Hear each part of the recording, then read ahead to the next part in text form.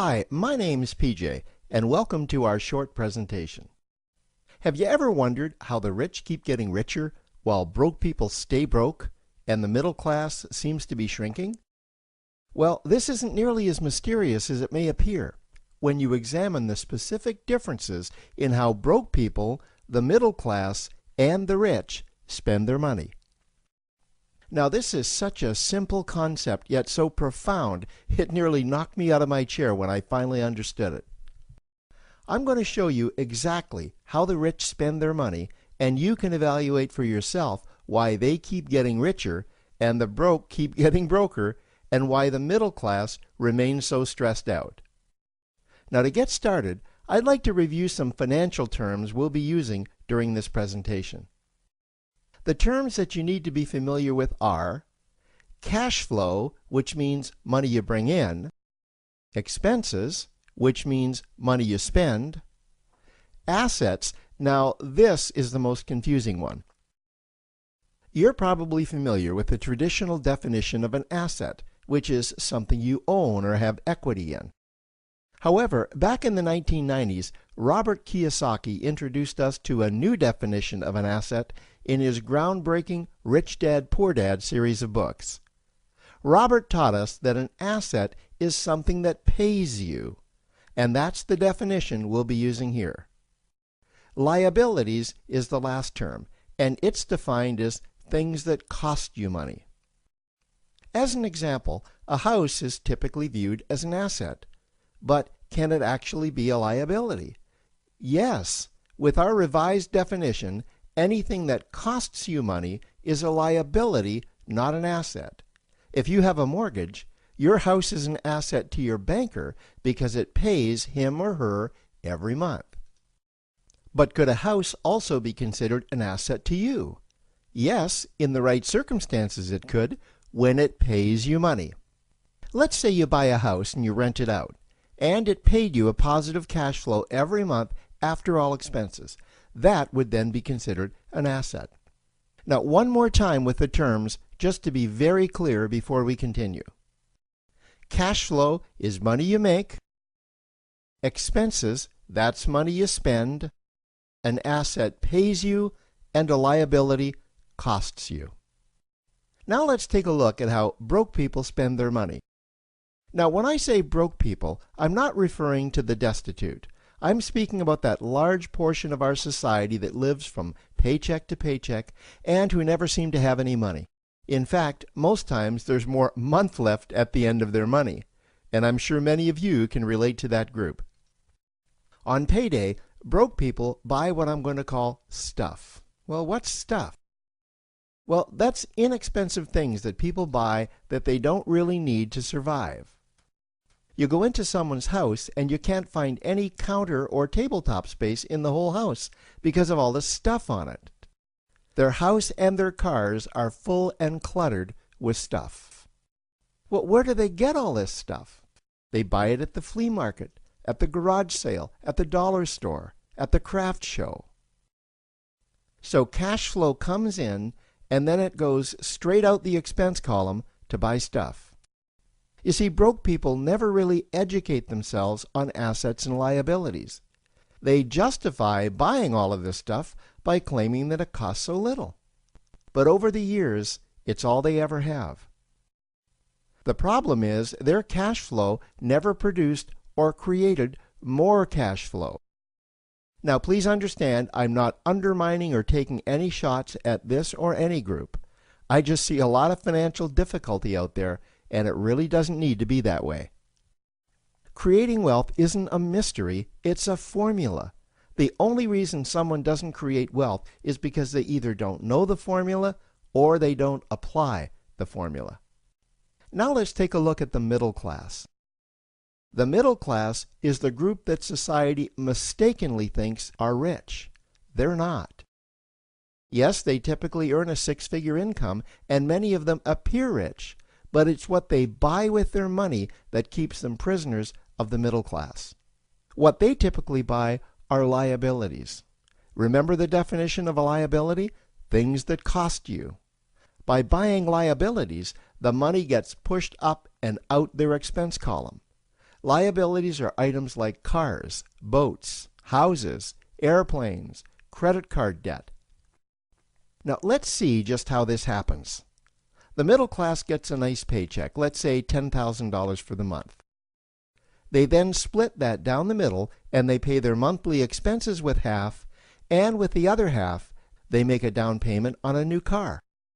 The car costs $5,000 down, and after they add on the insurance and the maintenance, that liability now costs $1,100 new every single month. A few months go by, and they want a boat, then a vacation home, a Rolex watch on their credit card, a vacation on their credit card. And before you know it, their liabilities have raised their expense levels to near or above their income levels. They actually spend equal to or more than they make, meaning that they have to go to work and make a certain amount of money every single month just to cover their liabilities. The other important issue with both broke people and the middle class is that normally all of their cash flow is dependent on their own effort, meaning that they've educated themselves to exchange their knowledge and expertise for someone's money. Also, the money they earn is usually the highest taxed form of income. Here's an example. An attorney is knowledgeable about law, so people pay him or her in exchange for that knowledge on an hourly basis. The problem here is that if the attorney isn't sharing that knowledge with a client, then the attorney isn't making any money. This causes lots of stress and anxiety in their lives, and if you ever ask them to take an afternoon off to play golf with you, well, they very rarely can because of how much money it'll cost them to take that time off. On the surface, life's pretty good. The reality is that it's a roller coaster ride. That's the middle class. Now, I know this group very well because for a great deal of my adult life, that was me. Now let's take a look at how the rich people spend their money. Rich people acquire assets. Again, an asset is something that pays you. If you want to become rich, buy assets that earn you more money. The money cycle looks like this.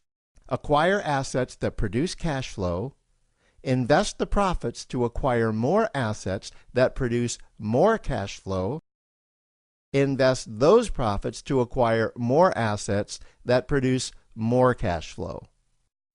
The rich spend their money and acquire things that produce more money. Here are a few examples of assets that produce more money. Investments are the obvious ones: stocks, bonds, real estate. Education is another asset. If you learn how to do something that produces more money for you and you actually do it, that's buying an asset. There's a great quote that goes, "If you think education is expensive, you should see how expensive stupidity is." Another example of assets you can acquire that pay you are cash-generating opportunities, especially those opportunities that can create a passive cash flow. Passive meaning that once you build it up, the money continues to flow whether you're still building it or not. Here's a small example.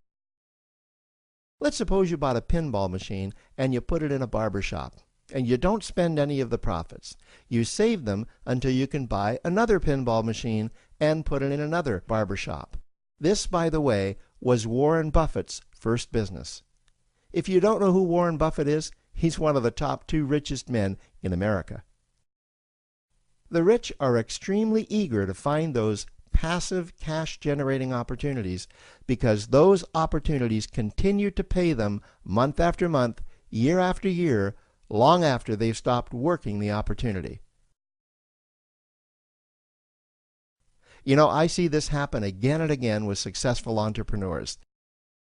They find a passive cash flow stream that they build up, and it continues to pay them month after month, year after year.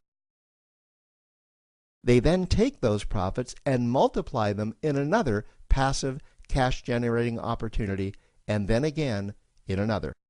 In conclusion, here's what I've learned over the years. You can't find these passive cash generating opportunities unless you're open to hearing about them. Then, once you find them, you must be willing to see what fits you and then act. Now, the reason I say this is that I once answered a hokey little ad that I ended up generating 7 figures from, simply because I answered that ad and then took action. These opportunities are out there, you just need to find them.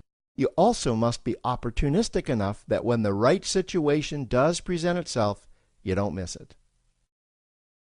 So remember, broke people buy stuff, the middle class buy liabilities, and the rich acquire assets, preferably cash-generating opportunities that can create passive cash flow.